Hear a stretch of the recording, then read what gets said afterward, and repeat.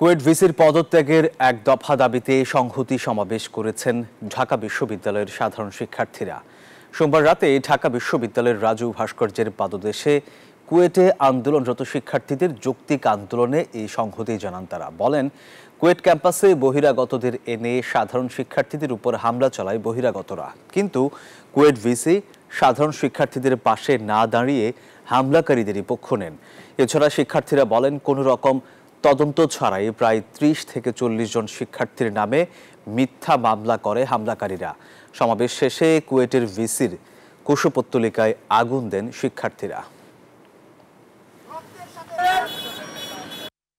যেদিন আমাদের উপর 18 ফেব্রুয়ারি হামলা করা হয়, সেদিন আমরা বিশ্ববিদ্যালয় প্রশাসনের কাছে বারবার সহযোগিতা চেয়েছি যে স্যার আপনারা পুলিশকে খবর দেন, সেনাবাহিনীকে খবর দেন, কিন্তু প্রশাসন ব্যর্থ।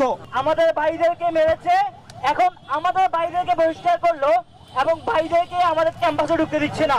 আহত ভাইয়ের নামে মিথ্যা মামলা করা হয়েছে।